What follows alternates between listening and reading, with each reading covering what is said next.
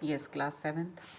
After finishing the test paper number 3 at page number 85 and 86, now we are going to start with this, the unit number 5. And before starting the unit number 5, I want to tell you that you should complete your unit number 4, all the 4 lessons which we have completed, and I have provided you with all the material of question answers and vocabulary. So all of you send me the unit number 4 question answers of Save Sharks, Care of Nature, How Migratory Birds Find Their Way, and Here Comes the Rains. इन चारों lessons का मुझे पूरा काम PDF form में जल्दी से जल्दी आप कल तक भेज दीजिए. Is it clear to all? कल आपका 10th ऑफ दिसंबर है and tomorrow is your last paper. So you can send me by tomorrow evening all the 4 lessons of unit number 4 complete. और उससे पहले का अगर कुछ रहता है यूनिट 3 का, हाँ yes, the legend of Narmada and the land of our birth, ये दोनों लेसन्स भी आपके PT2 के बाद स्टार्ट हुए हैं. तो यूनिट 3 का 3rd and 4th lesson, legend of Narmada and land of our birth. Unit 4, save sharks, care of nature, how migratory bird finds their way, and here comes the rain. इन चारों का मुझे पूरा कंप्लीट PDF फॉर्म में आपका notebook चाहिए. कल शाम तक आप भेज सकते हैं मुझे. So now we'll start with this unit number 5. So I am moving ahead fast because as you know that English syllabus is lagging behind, so we have to move a bit faster because from January we have to start the revision, and in between also you will get the formative tests also. So we'll be sending you the formative tests, 25 marks each of the test will be from the each chapter. So I'll be sending you after that. First of all, you complete your work. So in unit number 5, we are going to read about the great Indians. Now, who are great Indians? India has an ancient history of civilization, and a lot of great people have been born in our country, in our motherland. And its civilization dates back, it's not dates back, it dates back to thousands of years. तो हमारी जो है civilisation की जो history है, you know that it dates back to thousands of years. There have been many people who had guided us to lead a better life. So in the earlier times there were a lot of evil practices and social practices that were not good for the development of our society and our country. So many people, many great people have guided us to lead a better life. So some of them are included in this unit number 5. That is why the topic is given the great Indians. So they have devoted their wide life. Wide life means पूरी ज़िंदगी उन्होंने अपनी Mankind की welfare में निकाल दी. They have spent their life for the welfare of the mankind. So they contributed a lot in various fields like arts, medicine, mathematics, science, music, etc. So their noble thoughts and deeds have made them immortal. तो जो हमारे great Indians बहुत सारे हुए हैं बच्चे, they are unlimited, but in this unit we will talk about the 4. The one personality is the who has started the Chipko movement. He was the Mr. Sundarlal Bahugana. He started this movement of Chipko movement. Then in the second chapter we will read about Dr. Vikram Sarabhai. In the third chapter we will talk about versatile vocalist Pandit Bhimsen Joshi. And in the last 4th section it's a poem about work is worship. So now we come back to this, that there are many great people who have guided us to lead a better life. They have done a lot for the betterment and welfare of their society as well as the country. They contributed a lot in various fields. तो ऐसी बहुत सी personalities थी जिन्होंने arts में, medicine की line में, या mathematics की लाइन में, साइंस में, म्यूज़िक में उन्होंने बहुत कंट्रीब्यूट किया है. Their noble thoughts and deeds have made them immortal. तो उनके जो थाट्स थे और उनके जो डीड्स मीन्स कर्म थे, जो उनके काम थे, उन्होंने, उन बातों ने, उनके अच्छे थाट्स ने और उनकी डीड्स ने उनको इमॉर्टल बना दिया. Means they are no more with us, but still they are alive because of their works, their deeds and their thoughts. So let us learn about the lives of some such great Indians in this unit. So we are going to start with the Chipko architect. Now what is this Chipko architect? This is the section number 1 of unit 5. Just stop and think, says Sundarlal Bahugana. Trees are living beings. They give you oxygen, keep the air clean. So there was one person, Sundarlal Bahugana. He told the people to just stop and think.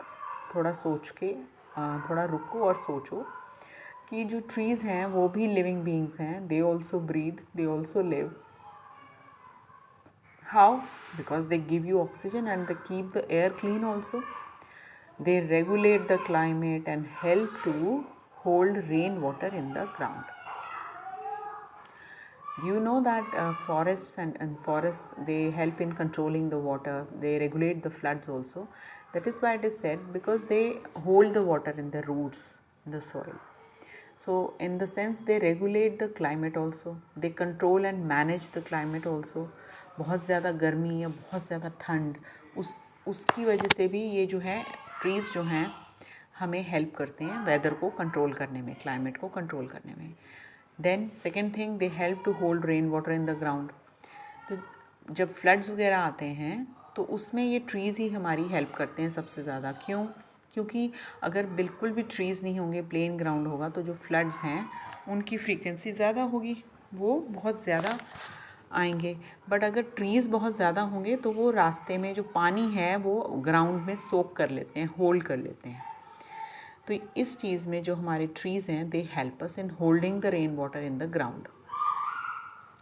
They keep the soil from being washed away. Soil erosion आपने सुना होगा, तो इसमें भी जो trees की roots हैं वो हेल्प करती हैं ताकि सॉइल, जो upper part of the soil है, वो वॉश अवे ना हो जाए. और एक और बात कि वो जो ट्रीज़ हैं they help prevent landslides and floods. Landslides आपने देखा होगा अक्सर न्यूज़ में कि अ ग्रेट बिग कह लो या massive part of earth it falls down suddenly. So that is called the landsliding.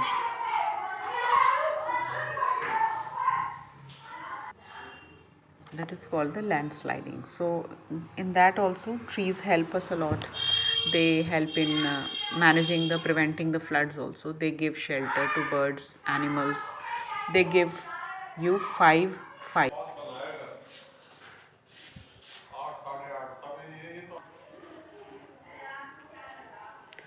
So from the trees we get so many things.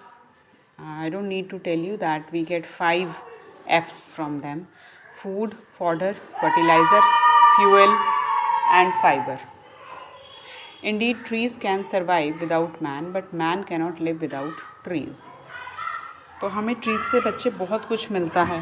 Food मिलता है, फॉडर मिलता है, फर्टिलाइज़र मिलता है, फाइबर मिलता है. Fodder is the food for animals. अभी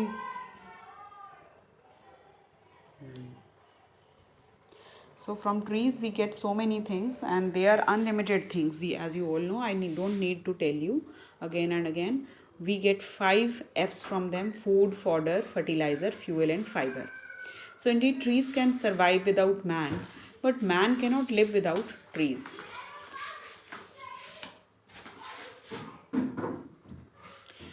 trees जो हैं मैन के बिना सर्वाइव कर सकते हैं, बट जो मैन है वो ट्रीज़ के बिना सर्वाइव नहीं कर सकता. ये तो आप भी समझते हैं, क्योंकि ट्रीज़ से हमें इतना कुछ मिलता है बच्चे कि हमारा उनके बिना गुजारा नहीं है. ट्रीज़ तो फिर भी हमारे बिना सर्वाइव कर जाएंगे. सो 20 years ago he continues, I could foresee floods pouring down the Himalayas. तो ये 20 years पहले की बात है. Mr. Sundarlal Bahugana, he is telling us the story that 20 years ago he says that I could foresee floods pouring down the Himalayas. तो उनको ऐसा predict हो, वो ऐसा मीन्स अंदाज़ा लगा रहे थे कि हिमालय से बहुत सारे जो फ्लड्स हैं उनकी होने की आशंका है. Means now means floods can come pouring down from the Himalayas. Himalayas हमारे जो माउंटेन रेंज है, तो उधर से उनको ये अंदेशा हो रहा था. He could foresee that floods आने वाले हैं, because all the trees that could hold the water in check have been cut down. And सबसे ज़्यादा उनको डर इस बात का लग रहा था क्योंकि जो फॉरेस्ट एरिया था सारा, वो इतना क्लियर हो चुका था, पेड़ कटते जा रहे थे, तो पूरा वो पेड़ों के बिना एकदम ग्राउंड बनता जा रहा था, प्लेन ग्राउंड जिसमें कि ट्रीज़ है ही नहीं. क्यों? क्योंकि अगर ट्रीज़ होते तो वो थोड़ा पानी को होल्ड कर सकते थे. वो प्रिवेंट करते हैं ना फ्लड्स को, सॉइल पकड़ लेती है पानी को, ग्राउंड में वो जो वाटर है ऑब्जर्व हो जाता है. So he could foresee that floods pouring down from the Himalayas because all the trees were cutting. Deforestation बहुत ज़्यादा हो रहा था. So as there were no trees, though, there is nothing which could hold the water in check, because all the trees have been cut down and turned into packing cases. Means जो trees कटते हैं उनका कुछ ना कुछ utilization तो होता है.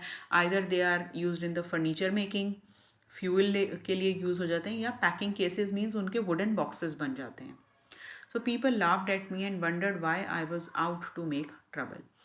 सो when I talk to them about this problem, that this problem can arise in future because you are cutting lot of trees, and when the floods will come ना, so you will face the most problem, क्योंकि बहुत तेज़ी से पानी नीचे आएगा और उन्हें रोकने के लिए कोई भी यहाँ पे तरीका नहीं है. एक पेड़ थे जो आप लोग, पेड़ जो हैं वो आप काटते जा रहे हैं.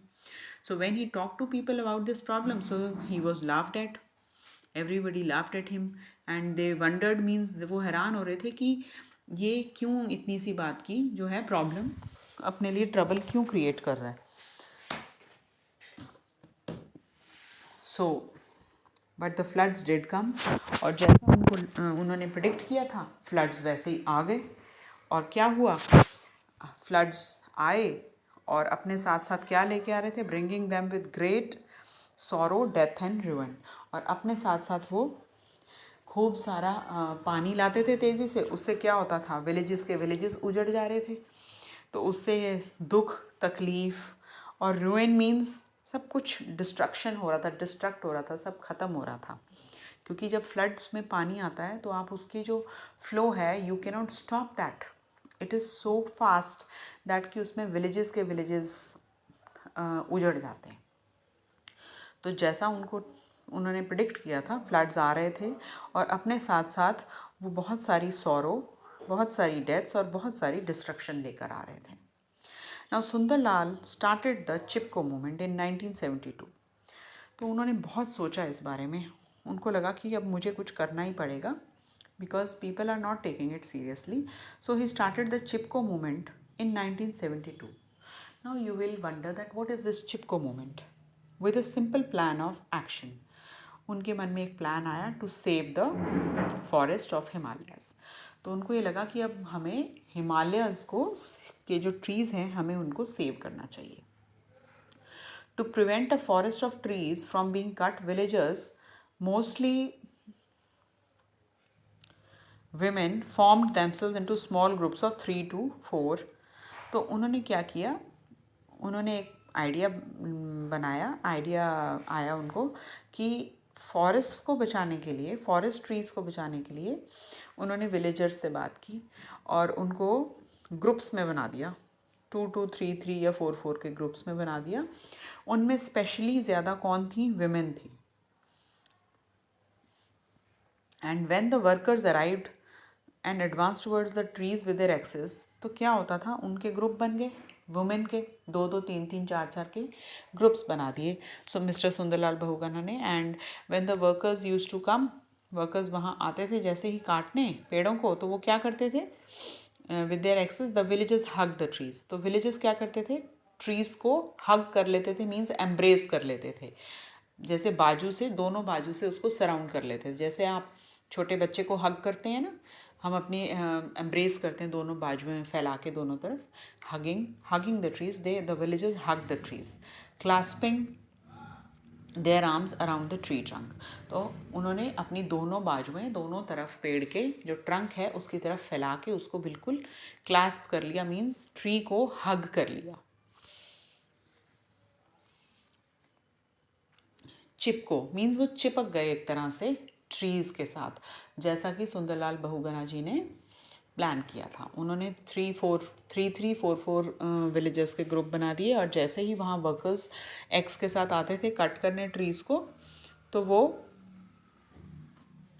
पेड़ों से चिपक जाते थे। तो इसीलिए इसका नाम रख दिया चिपको।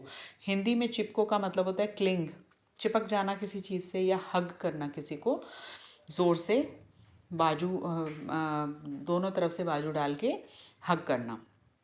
It is to hug the trees movement. तो इंग्लिश में हम इसे बोलेंगे हग द ट्रीज मूवमेंट और हिंदी में इसको चिपको मूवमेंट कहा जाता है। So for today it is sufficient. Rest of the part of the chapter we will do tomorrow.